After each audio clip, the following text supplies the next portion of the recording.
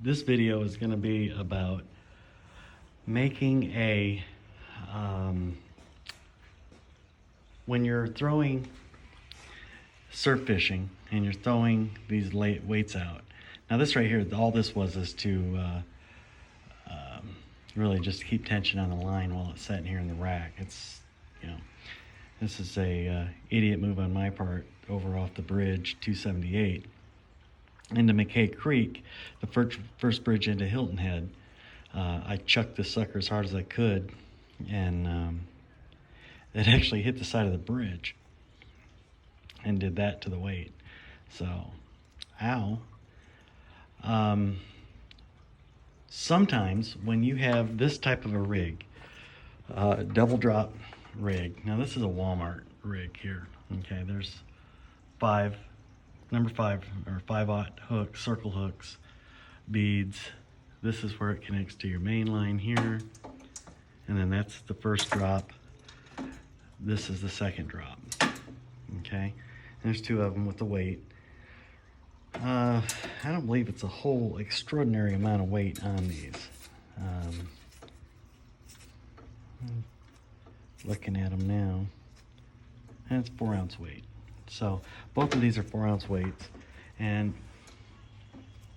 what I'm going to do here is one of the biggest problems with these type of rigs right here is when you chuck them out there past the first cut into the water, the number one thing that fish bite on, and I mean all fish bite, are shrimp.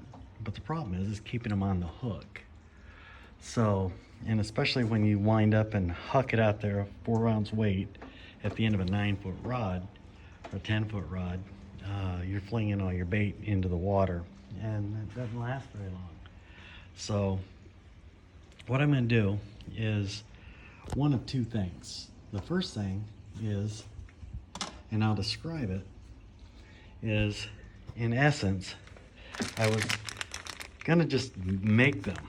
Okay, so then I went down to Walmart and I got these sachet bags, or they call them organza bags, but all they are is basically a fabric bag with a drawstring.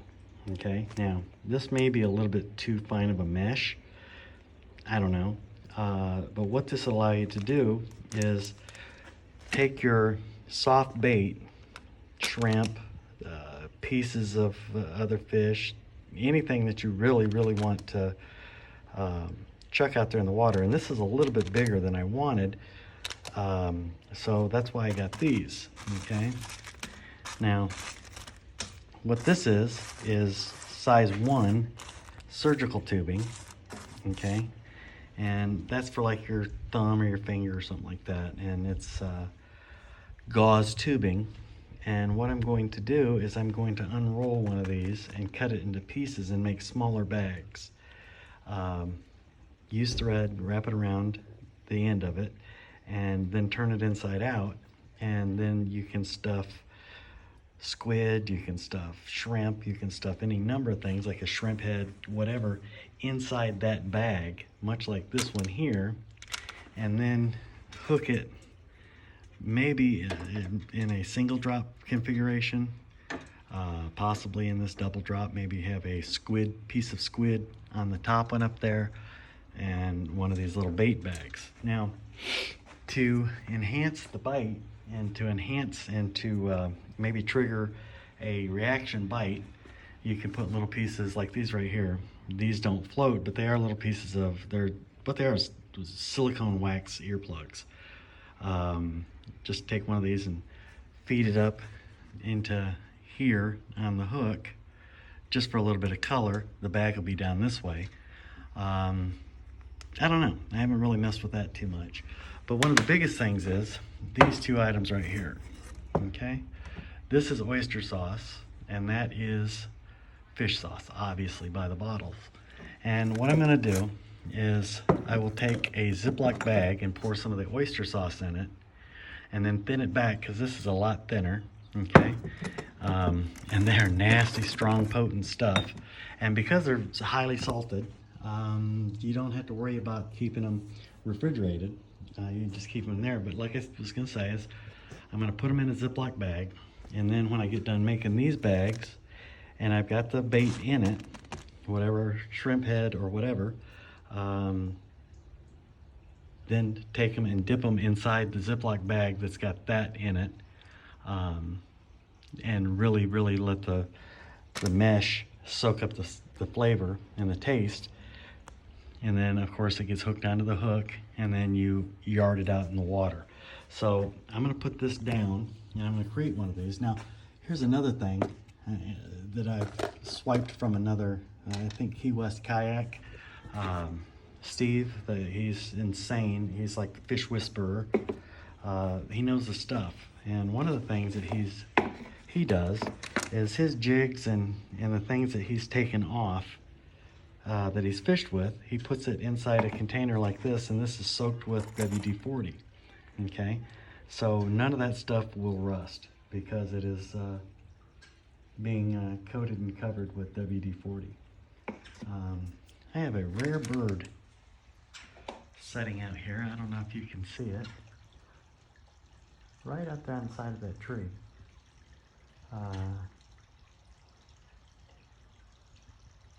It looks like a woodpecker, but it's not like a woodpecker I've ever seen. So anyways, sorry about being distracted. My aviary ADD kicked in. So anyways, that's what I'm going to do. And when I get one made, I'll click this back on, link the two pieces together. I went to a store, a drugstore, the supply house. It's Burke's Medical Supply, Burke's Drugs or Pharmacy in Hilton Head, and picked this up. Okay, now they sell it in a roll, and it's like 20 bucks for a small box, and 30 bucks, 40 bucks for a bigger roll. These were $2.49, and it's a 24-inch piece, so I should be able to get at least, I don't know, 10, maybe 12 bags out of that for $2.49. So that makes it a very economical way of doing it, and I've got 3 of them, of course. Plus these, there's 10 of these in each one of these things, and these were like $10 or $2.50 or something like that at Walmart. So I'm not really sure which way I want to go. This obviously is going to be a lot more open of a mesh. This is a lot finer mesh, and it's going to require, you know, something that's a smaller. I'm sorry about that. That's my pressure washer, or yeah, power washer. Something that's a finer, it comes apart very easy type of bait that needs a refiner bag. So that'll be bait dependent, and whether I use this or I go with this when I get them formed and turned into little pouches. But again, like I said, I'll link these 2 videos together and let you see what I'm doing. All right, so what I've done is cut them up, and I'm gonna see if I can't prop this up and maybe give you a view of it. Now, I don't know if you can see this or not, or if it's in focus or what. Let me see.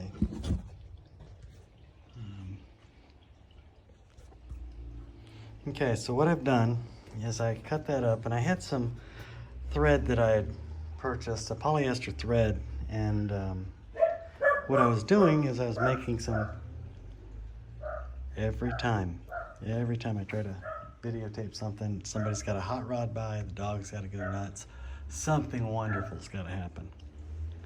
So, tied the end of it like that, okay, and then you just, let me set this here.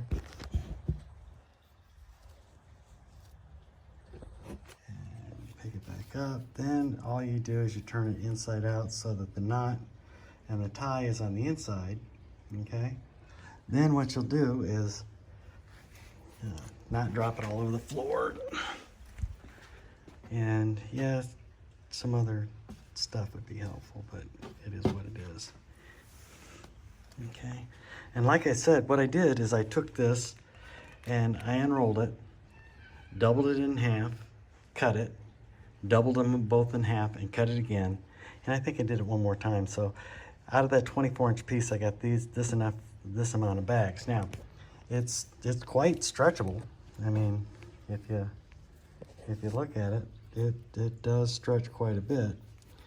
And then what you do is, like I said, is you stick your shrimp head or whatever it is that you're going to put in there inside that, okay, and dip it in that sauce, and then back with the fish sauce, and it's really stinky, and then you hook it 4 or 5 times on this hook, okay, and then you've got your soft, mushy, very delectable, tasty, stinky but fish love it, either oyster or shrimp or whatever it is, squid, in a small bite-sized package that will attract just about all sizes of fish, and they can't just rob you blind. Okay, so that's the deal with that. Now, in doing that with the thread, what I had done is I was messing around with the reed, and I made, let's see if it's getting focus.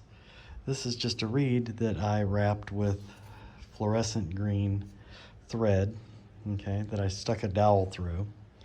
And that right there, I cut the end off of a safety pin and super glued, let's see, come on. Now, it doesn't look like it wants to focus. There it is. That's a safety pin, okay? And you can see where it goes down, and cut the end of it off, and super glued, hot melted, I glued it to the end of the dowel and wrapped it with red or orange thread. And then I have put a varnish on it, sprayed it a couple times with the varnish. I've used this a couple times. I mean, yeah, it's long as heck, and it's actually just to see, you know, proof of concept. I mean, there's absolutely no way that I'd want something that long.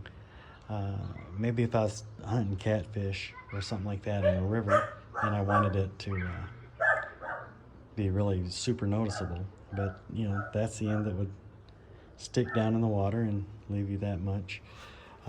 This has been a while ago, but anyways, it was part of that whole process where I had purchased that thread, and it's not really what I wanted to use, so I was looking around, and my next bags will be using this, which is some old braid. I think this is 20-30 pound braid.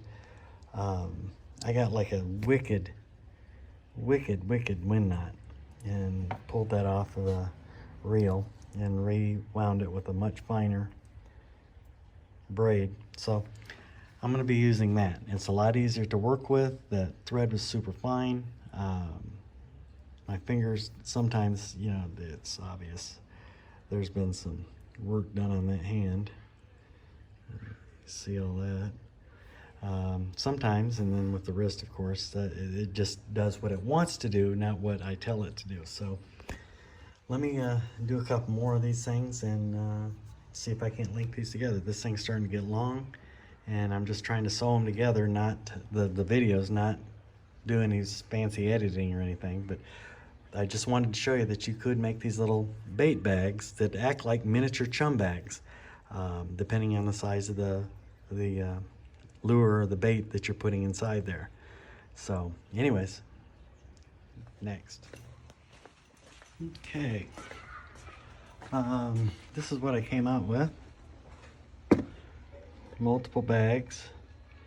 That'll be good for maybe one trip or something like that. But again, I've got 2 more bags of the tubing and then 3 bags of 10 of the pre-made bags.